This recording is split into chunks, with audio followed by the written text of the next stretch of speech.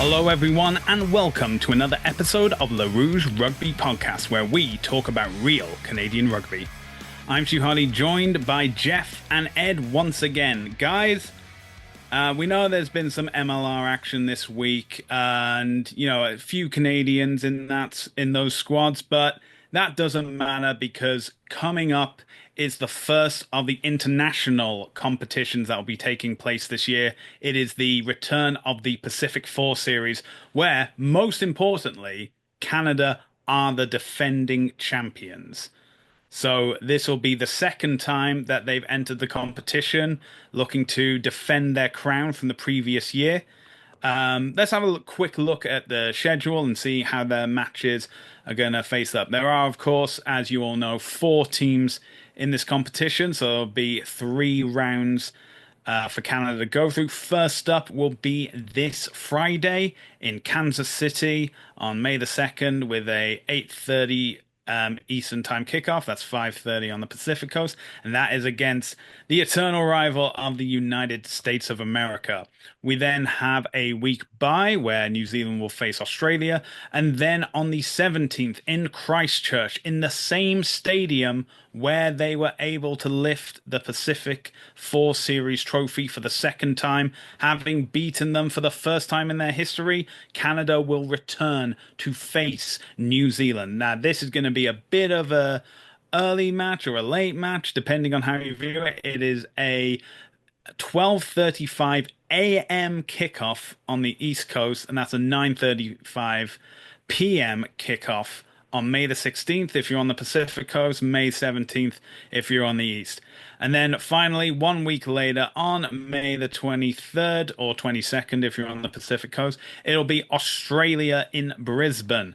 This one is definitely too late or too early, how you're looking at it. It is 2:55 Eastern Time kickoff on the 23rd and a 11:55 kickoff on May the 22nd if you're on the Pacific Coast. So we have the USA, then we have New Zealand, then we have Australia. And of course, not only is it the second time Canada are defending their trophy, on the grander scheme of things, this is also a World Cup year. Who do you think is going to be packing a bit of a stronger punch? Who will be putting Canada to the sword? And who is somewhat a team that you can see more as a warm-up and experimental time to go? Ed, we haven't seen you for a while, so I'll start with you. Yeah, I mean, Canada obviously coming into this competition as the reigning champions are obviously the team to beat. But I think one big factor for them is the loss of the captain at the moment, Sophie Dugutti with injury. She was absolutely phenomenal last year. She's just the rock of the team last year, especially with her goal kicking as well. So not having her in the team does knock Canada down a little bit. Some of the other teams are bringing in new players. I know New Zealand have brought in a number of younger players into their squad. Um, Australia have brought in a number of sevens players into the squad. New Zealand have done that as well. And there's a number of players right across the four teams that have been playing in the English competition, which is interesting because we're starting to see the confluence of these professional competitions, the women's professional competitions, bringing everybody up to a similar level of professionalism. So that's going to have an increasing effect on the competition year over year. It'll be interesting to see how Canada's dealing with that and how their players are adapting to more regular professional schedules. But I think at the moment, with some of the games, like the New Zealand game is in Canada, so I think that gives Canada a little bit of an advantage there. Sorry, that New Zealand game is in New Zealand. Oh, it is? Canada have no home games Right. in this edition of the series, which Okay, well, I hopefully can take be that back then. rectified next year. But Advantage in yeah. New So Zealand. all right, okay. You're playing both sides for our Spotify listeners. Ed is wearing an All Blacks jersey, so he's but he's got a Canada ball behind him, so we're giving the benefit of the doubt this time. And On he's the wearing an fence there, Arrows yeah. cap, so 2/3 to Canada, so we'll go there. Jeff, it's as I said, there's a 2 weeks between the USA and the New Zealand game. Um, do you think that will provide a benefit to Canada? Give them an extra week to get prepared, because New Zealand will have their game against Australia during that break, so they only have a 1 week turnaround.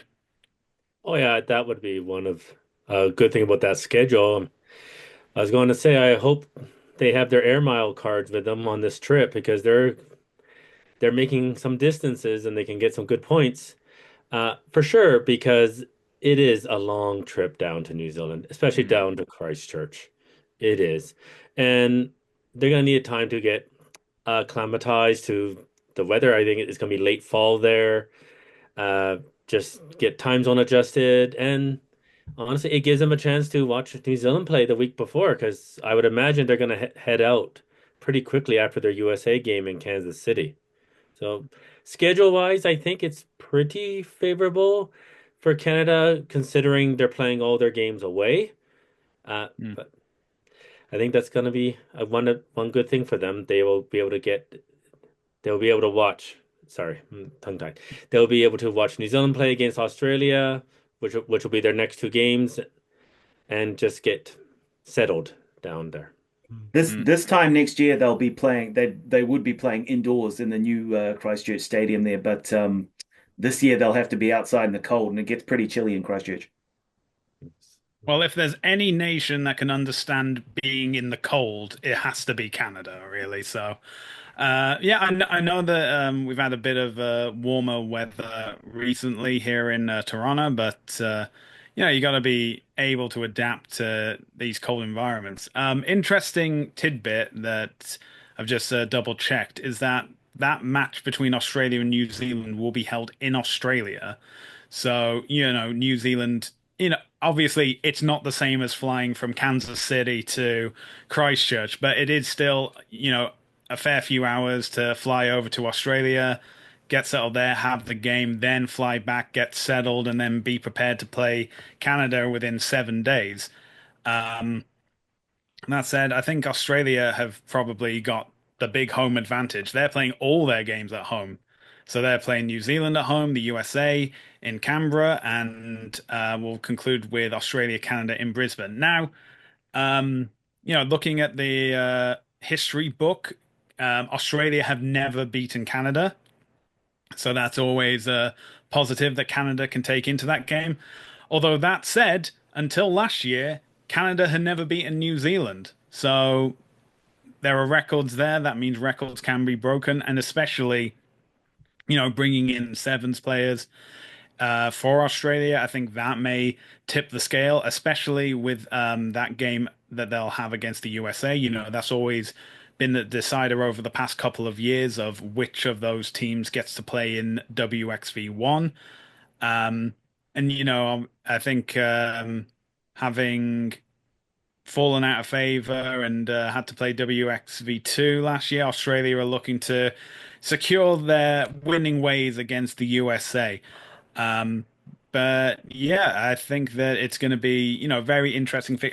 Obviously, that match against the USA last year, very lopsided to the benefit of Canada. I think they picked up the try bonus points by half time, and then just kept going. Thought they could get another try bonus point if they just kept racking it up. But yeah, definitely. I think that one, it's been the same I think since 2017 that Canada have always beaten the USA. I don't want to say a never say never kind of attitude. I want to keep this all balanced in case, my words come back to haunt me. But yeah, I think Canada should be looking at getting at least 2 wins and definitely be pushing New Zealand. That, because New Zealand, Canada, that is currently the favorite to be one of the semi-finals in the World Cup. So you don't want to give all your cards away. Obviously, the absence of Sophie de Goody is a key factor there.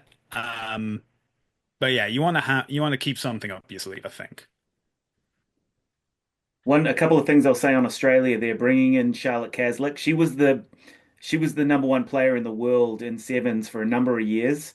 She's an outstanding player, so she's going to add a lot of IQ to the Australian team. So I think that's a big one. Just looking at the stats from last year's Canada US game, if you look across the board, the US dominated pretty much all of the main metrics, carry meters, tackles, runs, all of those different things, but they ended up getting slapped. So that I think that kind of speaks to the potency of Canada's attack. Yeah. They've got some really exciting players in there. They play very concerted rugby. They're able to build pressure well and actually score off the back of those plays. So I think that bodes well for Canada coming into this game against the US. Fair. Is Fair. Mayer going to be on the US squad? I would imagine she would be. I imagine she would be as well. Like she said previously, her goal is to play for the USA in the Women's World Cup. So obviously, getting some experience before then in the 15s is most likely. Now, the thing is, because we're recording on Tuesday, the 29th of April, we don't have the match day squads for the games that are coming up. We do have the long list of, I believe, 36 names for Canada. I believe Australia, no, Australia, New Zealand have over 40 names on their long list. I think that 49, one, yeah. 49, I think, yeah, that definitely has to be trimmed down. I think when Canada released their list, they said that's the maximum number of players they can take for this tournament. Um, but obviously, sorry, obviously New Zealand have the advantage of they're playing two of their games at home, so bringing players in isn't as difficult as, say, flying a player to a different hemisphere and time zones and things like that. But yeah, I unfortunately I haven't seen anything to say of the US squad, but my guess is they'll try and get Maya on whether it's like starting or coming off the bench. But you know, she's already had 3 months with Bristol. Getting, international game time is now what's got to be the focus for the Eagles and for her. But we will find out in the coming days, and when we know the information of the matchday squad, we will be posting it on our social channels.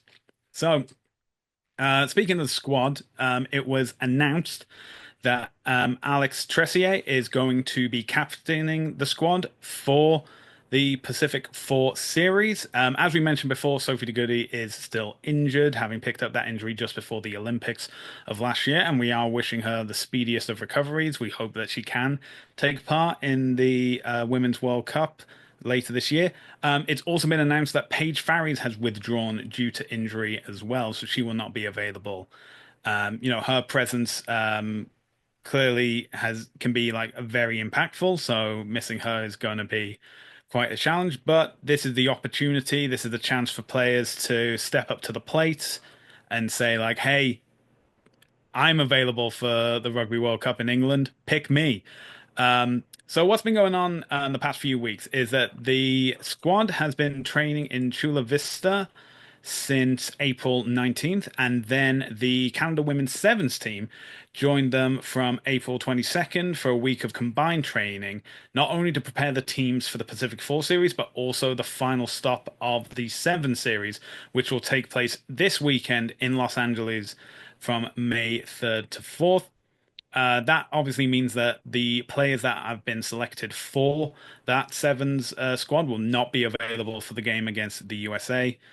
But then they have the opportunity later to be selected for those games against New Zealand and Australia. So we have, um, just getting this, we have like Olivia Apps, Alicia Corrigan, Asia Hogan Rochester, Florence Simmons, and these are players that have been selected in like both squads, and we're just they've already been committed. Those four have already committed themselves to the LA Sevens. So, it's going to be an interesting squad for the match day against the USA, and then probably closer to what we'll be expecting from the World Cup for the New Zealand Australia matches.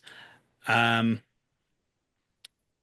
so, who do you think are going to be the players that are going to have the opportunity to shine and to, rubber stamp their place on the plane to England come August and September. Jeff, I started with Ed, so I'll throw it over to you now. Who's your player that you want Canadian rugby fans to keep an eye on in this tournament? Well, I think speed wins, speed kills if you want to use that one either. I mean, Bermudez would definitely be one. I know she kind of did establish herself last season, but she's still quite young and she probably still has more room to get better. That'd be definitely for one.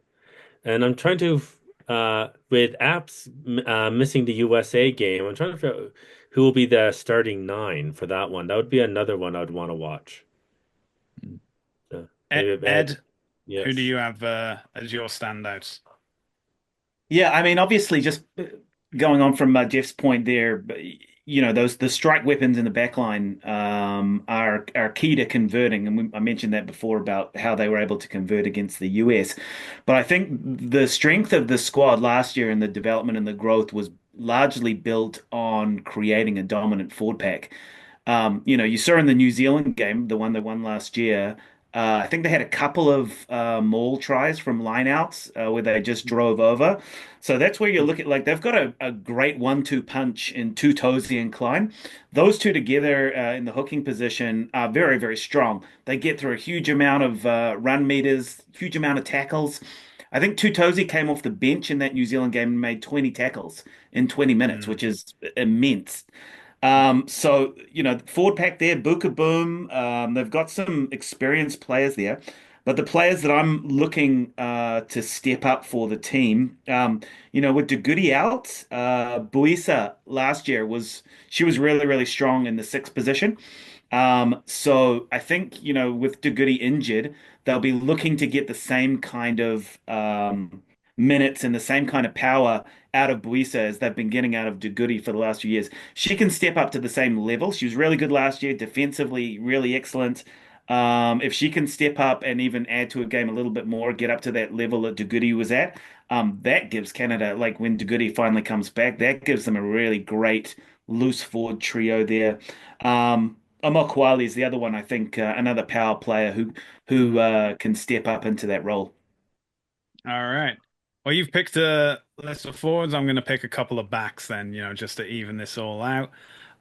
So I'm going to select two players that weren't in the matchday squads for the last Women's World Cup. Um, so big one who, and I thought she would be in like the seven squad, but instead it looks like she's committed to the 15s. Is the pride of Edmonton, Alberta, is Fancy Bermudez.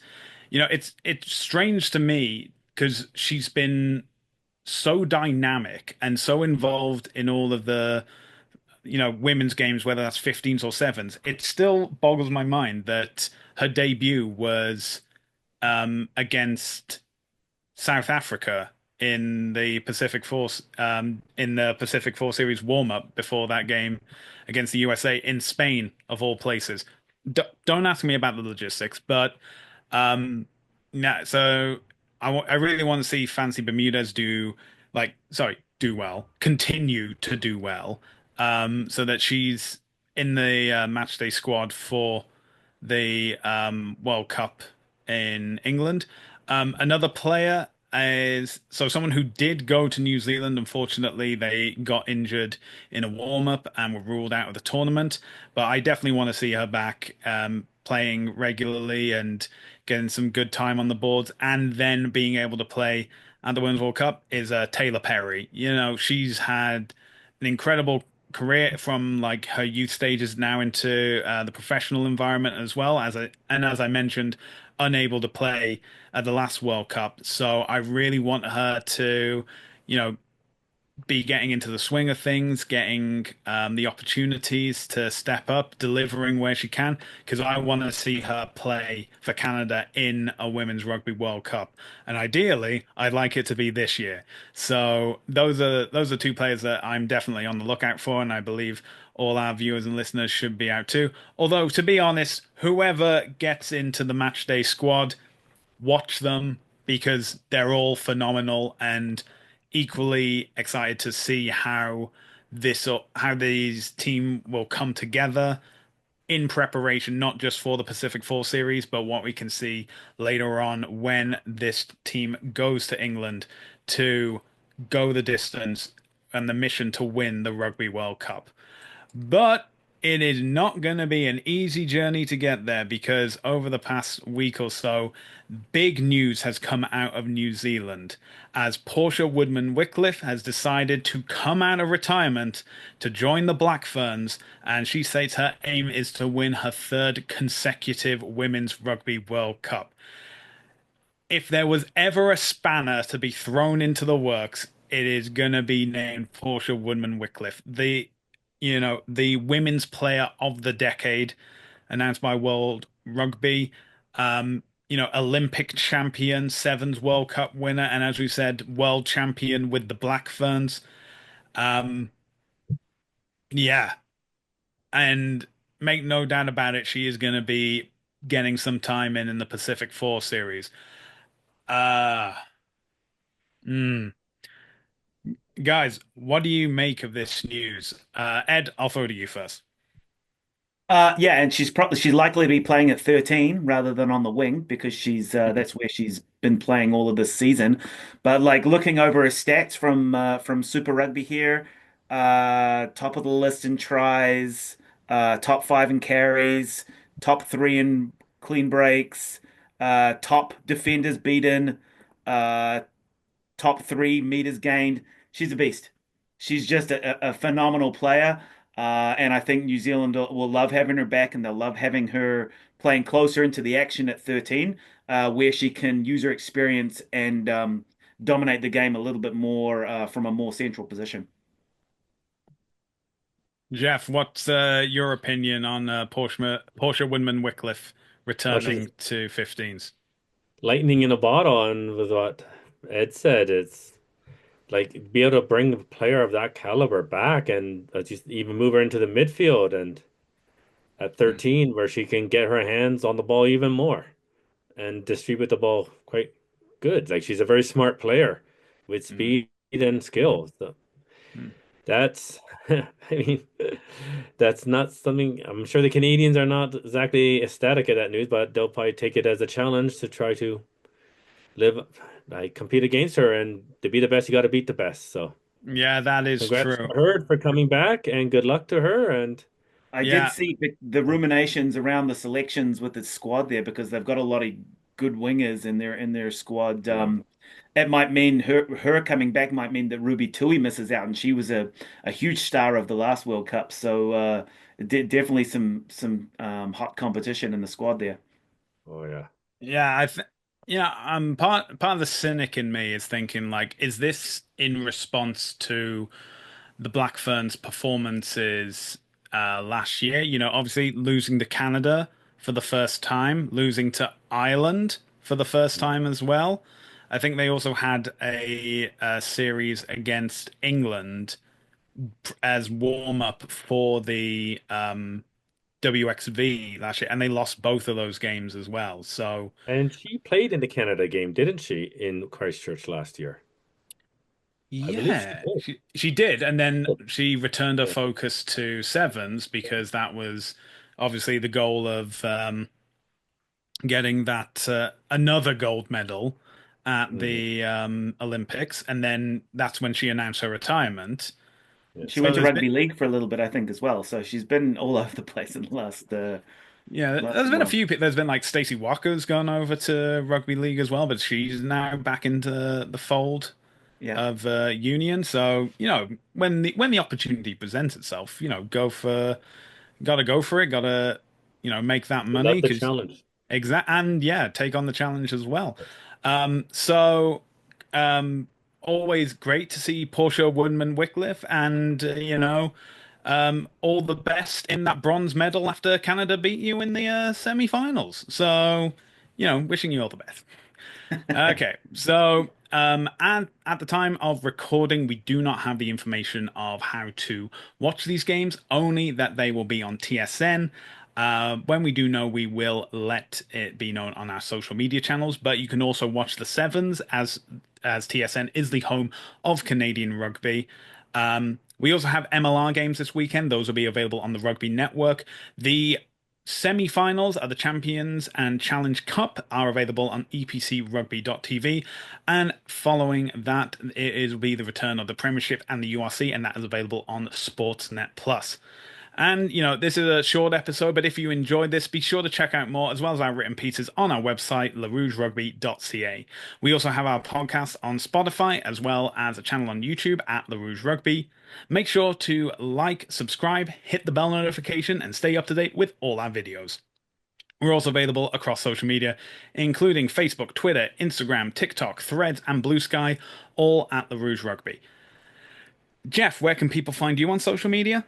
You can find me on X at Wolfpack Rugby Jeff. And Ed, where can people find you on social media? Facebook, Rugby 101. All right.